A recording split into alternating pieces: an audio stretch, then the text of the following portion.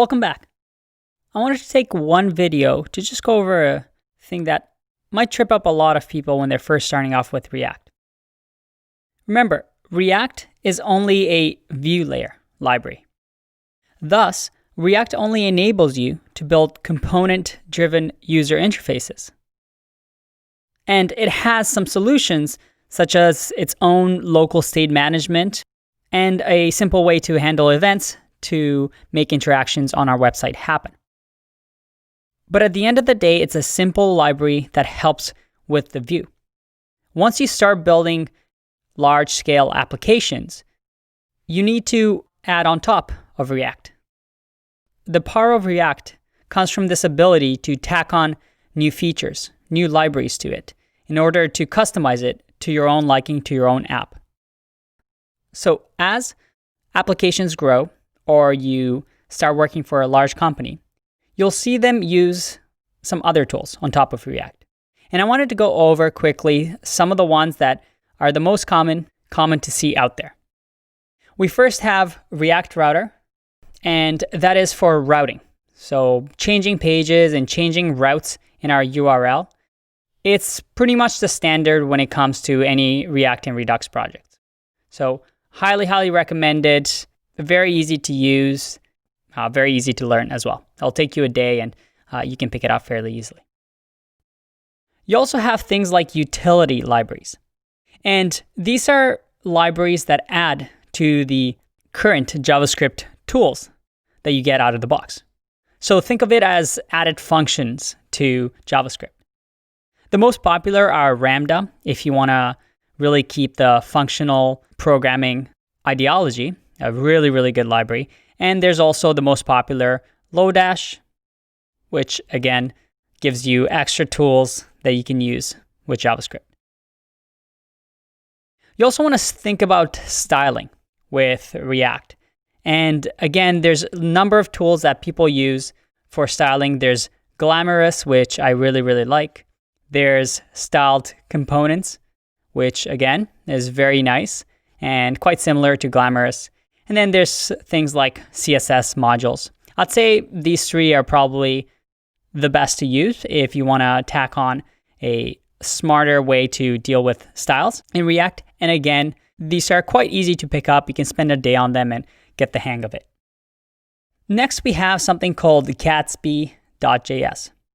And this is really good for static websites in React. So that is simple text-based websites. Actually, if you go to the React documentation,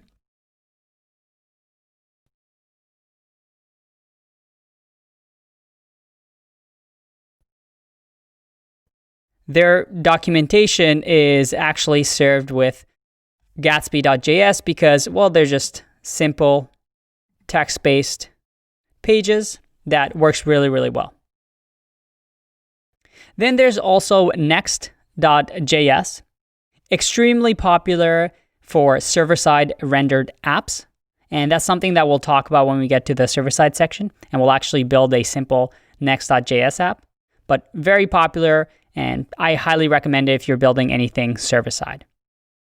Next, probably what React is known for, and I just picked two options here, but there's so many out there. React is really good because we're able to build reusable components. So if I build a really cool calendar component, I can put it online and other people can just grab that component and use it in their projects as well.